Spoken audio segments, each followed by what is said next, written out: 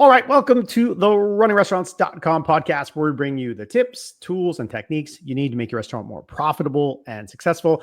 I'm your host, Jaime Oikle. Got a great guest for you today in Alison Anne of Restaurant Revolution. Alison is an industry coach and consultant and speaker at various shows, which we're going to touch on. She's been on our show before with our friend and colleague, Darren Dennington of Service with Style. But today is her first solo appearance. So I'm excited to get you one-on-one, Alison, to talk about restaurant leadership and training and what's going on in New York. You guys are going to be there. Let's start there. Well, let's start with a welcome and tell me about New York. Thank you. It's really great to be here. I'm excited for this conversation. Yeah, we will be in New York. March 23rd through the 25th is the New York Restaurant Show. And so Darren and I are not only going to be up there together as a team to put on our Restaurant Management 201 workshop, but we also are both going to be on the floor. So I'm going to be starting out my day on that Sunday speaking on how do I get everyone to care as much as I do? Yes. Yeah. Why can't they just care like I do and do it the way I want them to do it? Well, that's a good question. I want to dig into that in a second, but give me a little bit more background. So you speak at the shows, you help folks all over the country with this sort of stuff. I saw some of the stuff on your website. You started in restaurants and bartending and all that stuff. You've been in it for a long, long time. Tell me a little bit there. Yeah, so I like to say that I'm a stereotype of the industry. I was 17 and I was going to be an actor when I grew up. And what I knew about acting was that we get jobs in the restaurant industry. And so it was a little family-owned spot in my hometown. I started as a hostess / busser, depending on which night of the week it was. So really just kind of that fell into the industry. Right. And the more I was in it, the more I was in it. I really, I kept coming back to jobs in the industry because of the quick pay and the fun and the flexible schedule and things like that. And more, it took over my life, and my acting career took a back seat. So after about 10 years of that, I finally was like, okay, let me go all in on this career that really seems to be working for me, that I really enjoy. And I started managing. And that's when I really started to notice kind of some of the cracks in how we were treating our people, how our people were treating themselves. That's really kind of how it started. Was, wait a second, my staff are like really great employees, maybe not like really great at being their own employee, like taking care of their own lives. So I did, it's been 5.5 years now of leadership development training and coach training in order just to be able to support bringing what's next in leadership and development and training to the restaurant industry, because it is a little kind of stuck in a lot of old ways and old leadership. Absolutely right. And I was going to ask you how long you've been doing that. So 5.5 years of training. So you've probably have a lot of not case studies, but examples, and meeting a lot of folks and seeing stuff done different ways. Let's go right to that talk you're going to be. And you don't have to go through the whole talk, but give me that overview. I mean, I wrote it down somewhere. How do I get people to care as much as I do? It's a good topic, right? And we talk about it from an engagement standpoint. How do you get folks to care? How do you get them to want to have an ownership mentality? What are some of the highlights? So I really think that this is a topic that is super easy and super hard at the same time, because I think we just kind of as humans fall into this, what I kind of call main character syndrome. We think that, well, this is the way that I see things. This is the way that I perceive things and the way that I want things to go. And obviously, like, that's the best way, and everyone else is thinking in a similar way. And totally fair, totally understandable. Everybody does it. But everybody does it. So you have an entire staff full of people who all think that their way is the best way, and that this is how people should be going about things. So really, the heart of the talk is that the easiest way to find out how to get your people to care about things is to have conversations with them, basically along the lines of like, hey, what would make you care about this? What would make you show up in a different way, would make you give more of your all to this business, to what we're trying to build here? And that starts with strong relationships with your people, which is just so hard sometimes in the restaurant industry. We're constantly on the go. There's constantly a to-do list. We're hopping from thing to thing to thing. Right. And so it's like, oh, I'll talk to my staff members if I have time, but I've got to get all this worked out first. So I am of the opinion, and I think that social science says that actually you have to start with relationships with your people, because then they do want to show up for you. Then they do kind of go that extra mile, and having really specific, meticulous conversations with them about what value is there for them in showing up for you, in showing up for the business, then you can really start to build things together in a way that maybe means that owners and operators don't have to be running their heads off, because they actually have a whole staff who are there to say like, hey boss, like what can I do? How can I help? Yeah, wouldn't that be great? Absolutely, that would be great. And I wrote down some notes, and one of the things that I jotted down that I wanted to follow up on is, and I think the answer could be both, but are these conversations more one-on-one, more in a group setting, combination of such? What happens? How do you get that engagement? Yeah, absolutely. I think it's both. I think that, and in addition to working with a lot of restaurants, hearing how a lot of people do it, I also go to other people's talks at other conferences, and I've just heard so many brilliant ways that you can go about things. You can do just like a daily 30-second touch, where you make sure that every single day you're spending 30 seconds talking to everyone who's at work, just to make sure that they know like, hey, I care about this business. I care about you too. And so ideally you're going to care about me in this business back. Just kind of having that small touch one-on-one. I think if you are not having a pre-shift meeting, that's a huge loss. I'm sure that when you talked to Darren, you talked about management meetings. Yes. Yeah, that's our other, I mean, it's both sides of the coin. But just having that, even if it's 15, 20 minutes of sitting down with the entire shift and talking about like, here's what's important about moving forward. Here's what we're focusing on, giving them an opportunity to ask questions, to have that format, and then have all staff meetings a couple times a year where people get to bring their ideas, or you get to collaborate with your people. It really makes all of the difference to have them feel like, oh, I'm really like heard in this business. They really care about what I think. And we are all building this together. Like we're in it together. And when people feel like they're in it together and they're cared about on that like one-on-one platform, they really start to show up in different ways.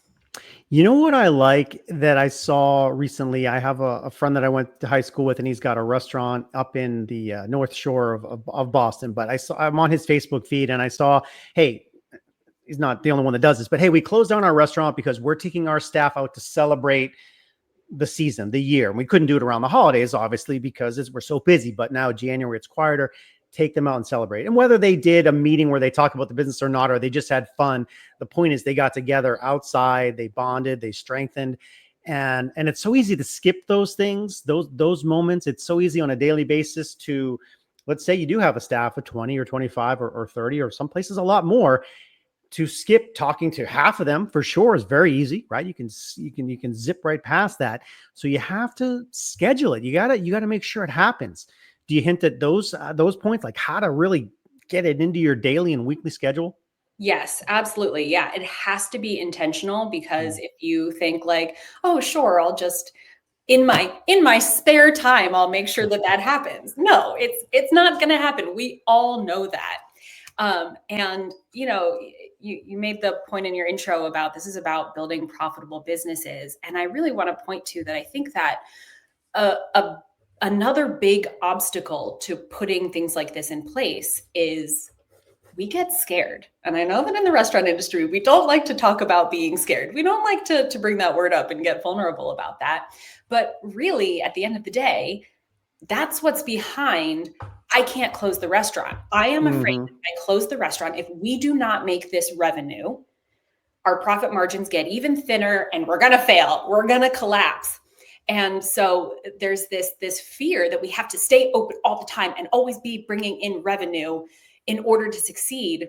And I am actually of the opinion that if we stop, if we slow down, if we do take those breaks from time to time, that makes everyone in the staff more effective when they're there. everyone from GM all the way down to dishwasher in a way that brings more revenue in when you are open, so that you're not strung out, you're not super burned out, and not being as effective in a revenue making sense when you are open. So you really, not only do you have to be intentional about setting that time aside, but you have to believe that having that time set aside in order to build community with your staff, in order to give them time off to just like play and hang out, Mm. and to have those conversations that you need to have about what's coming next in the business and what your employees need in order to come along with you to that vision, to what you're building the business to be. That's actually going to help you to be more profitable in the long run. So you have to put that voice aside that says like, we can't possibly close the restaurant for a day. That's our $2,500 lunch. And when will we make that money up? Yeah, it's true. You hit on a lot of good points there. Something I want to ask you, if you've seen folks use something similar. We've talked about it on some of our shows in the past, this idea of the walk around, taking could be a new staff or could be anybody at any point in your restaurant, bring them out to the parking lot. Let's walk in and let's observe the parking lot. Let's observe the front door, the host station, the dust on the windowsill, the light that's out, the broken chair, like, and giving them the mentality of, if you were the owner, what would you do about these things? What would you want to do? And if that person can now, every time they see something, correct it, not just go, it's someone else's job, that ownership mentality can be very effective. Have you seen other ways to tweak that idea of getting people kind of ingrained into, hey, I want to think like an owner? Yeah, and I think the tweak that I really like is to think like an owner who is thinking like a guest, because the owner isn't the only one who walks around the business and says like, oh, that chair is broken. Oh, it's really important to me that this business be thriving. But you have guests who walk in and say, oh, well, it was a nice meal, but the carpet was a little dingy. You're like, oh, it was a nice meal. But when we walked in, there 3 people walked by me and no one said hello until the host came back from where they were seating someone else. And so again, it goes back to that main character syndrome. If we're only thinking like, well, how would I take ownership of this? Then we're only thinking about the things that are important to us, and that can leave blind spots. So if, as we're kind of training our people, and it is training our people, we have to train our people to think like owner operators. We have to train our people to pause for a second and think like the guest.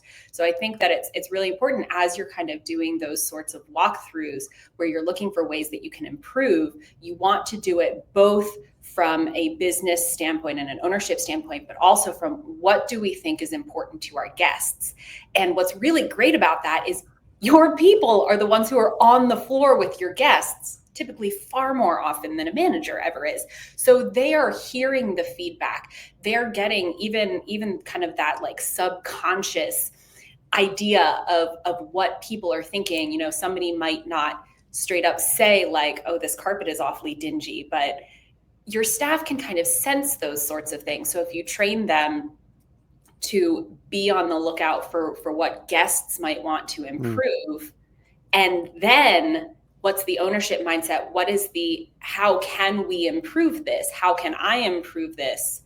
And what's in it for me if I were to improve it? I mean, it's people who have better time leave bigger tips. They come back again. So it's just such an interconnected ecosystem that I think we don't really train our people to know that like, hey, it's actually going to be way better for you and for all of us if you take that ownership mindset, if you make those changes, if you make those suggestions to us. Yeah, I was gonna go in a slightly different direction next, but something you just said, I want to ask you about. You just kind of hinted at customer lifetime value, okay? And if I am a 17 or 21-year-old server in a restaurant, I'm probably not thinking about that business word, customer lifetime value. I'm thinking they're here, they're spending money. I'm hoping to get a nice tip because I have a date later on this weekend. And but as the owner, you care about that experience, but that same person can visit your restaurant literally 100 times in the course of their journey with you. And so do you guys talk about that customer lifetime value with staff in the training? Do you hone that in? Because it's a big component. Yeah, we do. And it's, we don't use that phrase, but I love it as a phrase. And you really, honestly, you just kind of hit on a summary of my whole career. It was like 15, maybe 17 years of just showing up because this is awfully fun, and having some accidental success with things like building regular clientele and having people want to come back on a more regular basis. And it wasn't anything that I was actually trained in, or that anybody sat down and really explained to me the long-term value. So absolutely, as we talk about how you train your people and the guest experience that you want your guests to have, we look at like, what is the entire flow of that guest experience from the second they hit the parking lot until they are walking again out to the parking lot to leave. What is the experience that you want them to have so that they want to come back, so that they want to stay for that extra round, or they want to stay for dessert, so that you are building not only I love Darren's phrase, it's sell to enhance the experience. Everybody wins. The restaurant gets more revenue. The guest is having a better time. And that's why they're willing to spend more money. They are getting more value from their experience. And that's going to have them want to come back. It's all about having the value that they experience exceed the number on the check that they pay at the end. And so if you can decide what you want that guest experience to look like, that's step one. Step two is training your people to consistently give that experience over time. And it does require a lot more than just, here's a menu test and here's how the POS works, and that's good luck. We're really short staffed, so we need a warm body on the floor. So training's done. Good luck. Yeah, and that happens all too frequently. But man, I really like the phrase you talked about, this value equation when you go out to dinner, right? And everyone's feeling it. I say in my podcast a lot, we eat out a lot, busy family, multiple kids running around. And so we do eat out a lot. And I'm telling you, like 8 to 9 times out of 10 lately, I'm feeling like, oh, I get the bill. And you're like, really? That amount for that? Like the value equation there. And then you have a nice dinner, or the food was good, service was extra attentive, and you're like, yeah, you know what? Good. I don't mind. And I really prefer that second experience where I don't mind paying versus the first one where I'm like, oh, really? That? So that your customer is feeling that now. The economy is probably not going to change. Inflation is going to keep going. So you really have to deliver value, and it is enhancing the experience, like you talked about. I'm willing to get an extra round of beers if you come at the right time, if you talk with the right tempo of it. And that's, let's say there's 4 of us, 4 beers times $6-7, $28 that you're leaving on the table. That's just not pure profit, but almost pure profit. And if you do it right, I feel good about it. You feel good about it. Everybody wins. So those things are a big part of the component of successfully running a restaurant. But let's go to the 201 workshop for a minute. You guys are in New York. You're live. You've done it in combination with the restaurant events people for a couple of years now in their various locations, New York and California, Florida, et cetera. You present like a full length, not a full length, a half day workshop almost. Like you guys get into it. We really do. Yeah, it's 3.5 hours. It is 10 mastermind topics. And we say that these are the 10 areas that if you have these 10 areas handled, your restaurant will just be humming. It will operate almost on its own, but it requires putting lots of different systems in place. Exactly the kinds of things that we've been talking about, where you have like really strong training systems, you have really strong guest experience systems. That starts with really strong management systems. So we dive both deep and wide. And it's a lot of information. So we really cover everything that we think you need to know and be thinking about to be a successful restaurateur and to be a successful general manager management team, which it's really exciting that we are kind of coming to having been doing this for years, because we update the content occasionally as we get new information, as there are shifts in customer and guest trends and things like that. But really, I mean, the heart of what we are teaching doesn't change. There's not, you're not going to suddenly create a new way to have a manager meeting that's going to revolutionize everything. It's kind of, it's a lot of the same content. And so we've really been able to hone in on some details for what we're presenting in the room, to just we really think that like every second counts, everything down to like when you are on break going to the bathroom, we have decided and orchestrated like what that 7.5 minutes is going to look like. And part of why we do that is because we want you to be thinking about your business that way, that you can think about and orchestrate every moment of the guest experience and every moment of your employees' experiences. And it takes change over time. It takes slow and steady wins the race. It takes really intentional creating a vision and working towards that vision, and noticing when you get off track, and then coming back to the vision and coming back to your to-do list and actually moving things forward rather than getting wrapped up in whatever the drama of the day is or whatever emergency fire you have to put out. So it's a fine balance. We really are very proud of what we've put together to not only train people, but also to model, hey, this is how it can look and can work for you and your team. Yeah, it sounds awesome. So a couple of things. You mentioned Darren. I just interviewed Darren recently. So if you're on the podcast, episode 235 is with Darren. That's going to be pretty recently to when this one comes out. We talked about the show in addition to a lot of restaurant leadership and management stuff. So definitely check that out. Check out the workshop. So think about this, right? So the reason I like what you guys are doing in combination with the show is as an owner, you've made a decision to go attend the New York Restaurant Show, for example.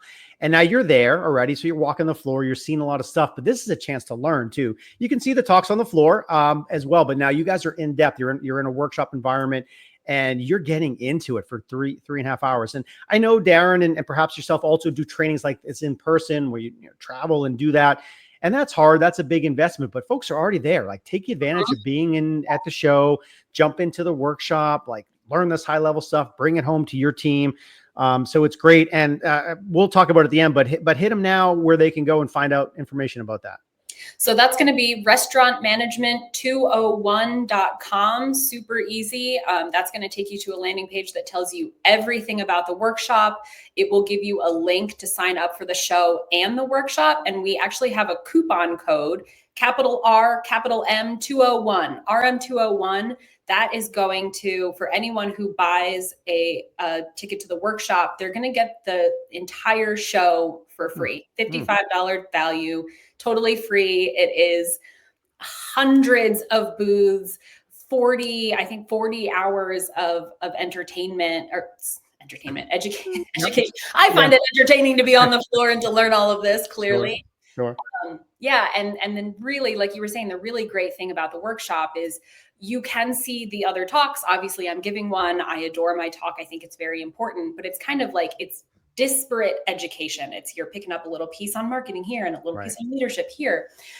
With the workshop, what you get is here is step by step how to use all of this information that you're learning, in what order, what's a priority, and how to kind of put it together so that you're actually making a difference with it, rather than like getting back to the restaurant and being like, oh, we got a no call, no show bartender and I got to hop back there. Like, my notebook goes in a drawer and I never think about it again, and everything kind of goes back to status quo.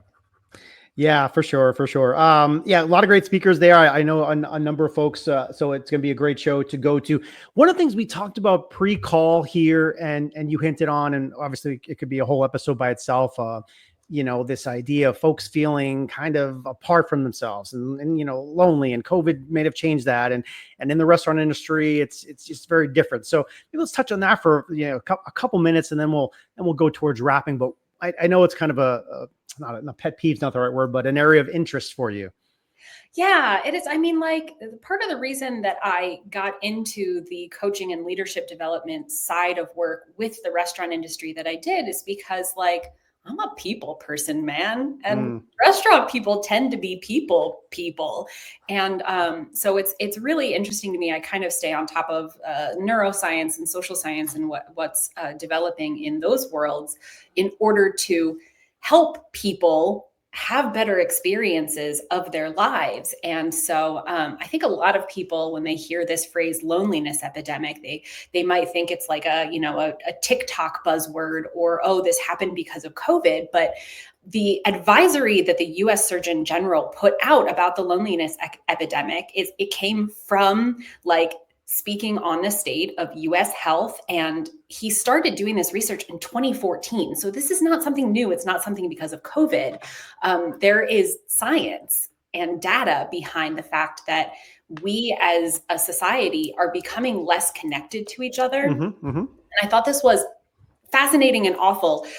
One of the quotes from the advisory is, the mortality impact of being socially disconnected is similar to that caused by smoking up to 15 cigarettes a day. Wow. Yeah. Yeah. People are literally dying sooner because they're lonely. And we, as the restaurant industry, have this amazing opportunity. Sounds kind of awful, but we can capitalize on this. And again, it's like selling to enhance the experience. It's a win-win. People are getting the community that they crave. They're getting the social connection that not only they crave, but is literally extending their life. And we have more people coming in our doors. We have more guests coming in, having this wonderful experience. And the thing that we have to overcome in the industry is that we are part of this society that is experiencing this disconnection from each other, especially in a world where, we don't get to say like, well, let's return to the office Monday, Wednesday, Friday, and we'll be there 9 to 5 together, and we can all connect and collaborate and build this together. Somebody's got to be on site at midnight to close things out after everything has closed up and your servers have gone home. And, that person's not coming back in at 9 o'clock in the morning to do a little collaboration exercise, hopefully. Right. So we really have an opportunity in the industry to look at, first of all, how is this loneliness epidemic affecting me? How am I the one who feels like, oh, I'm all alone in this? I have to shoulder these burdens all by myself. It's just me. So how do we really intentionally create time to be with our staff, to collaborate together, to make sure that we're getting the support that we need, with an eye towards providing community experiences and opportunities for the people who live around us, the people who come in, so that we really get to create an opportunity for people to live better, longer, happier lives. And in doing so, support the bottom line of the restaurant. Yeah, good stuff there that we'll invite you back and dig into that as a whole topic area. But a question around the same topic, have you found, or did in that same research talk about this guy here playing any role in that process? We're also being audio. I held up a phone, right? The mobile device, and how we all go into doom scrolling and we get lost in these little worlds. Any stuff there? Yeah, 150%. It's absolutely two of the main causes of this epidemic are COVID and the way that it really kind of separated us and changed how society happened. And then also the internet, that as much as we feel like, oh my gosh, I have 2,000 friends on Facebook, I get to see what all my friends are up to all the time. It's a trick. It's an absolute trap. That is not how our brain and our bodies create connection. It's actually being with people. I mean, it circles right back to the talk that I'm giving on the floor. It is so crucial that we have actual in-person, one-on-one and small group connections with actual people in actual real life. And not only does the internet steal our time and have us zone out and not make the most of our time. And when I say we, I mean I did that last night, scrolled for an hour and then went, shoot. Oh yeah, I've been there. I didn't do that today. But it also makes us feel like we are connecting when we are not. Yeah. So, yeah, it's a huge obstacle to overcoming this loneliness epidemic. Yeah, it is. And then there's Netflix and this streaming and that streaming and binging. And there's so many opportunities to consume media outside of connecting with the real world. So really good stuff there today. Glad we got to connect. We talked about the show and your talk. In closing, any parting thoughts, wisdom? Once again, send them to the links and how to find it. Yeah, restaurantmanagement201.com for both the restaurant management workshop and the New York show itself. It'll send you over to the show's page as well, so you can get more information about that. Darren and I will be there Sunday, Monday, Tuesday. We're super, super excited about it. Please come, stop by, say hello, take the workshop. You can find me personally at restaurantrevolution.me. And, parting words, I really just want to bring home that I think I talk sometimes to restaurant owners and managers, and they want tips, they want advice, they want, well, what are the little actions that I can take that will make things better? And they get frustrated sometimes, I think, when I say, like, well, are you talking to your people? How are your relationships? And it's very high level, kind of the work that I do, rather than like, here are my 6 tips and tricks for making your restaurant better. You can Google 6 tips and tricks to make your restaurant better. The actual kind of leadership development, mindset shift, behavioral shift work that it takes to build a stronger team comes from taking your nose out of to-do lists, taking your nose out of tips and tricks, and really genuinely connecting with people. And I think that's the hard work. So I really appreciate all of the restaurant owners who are doing it. Yeah.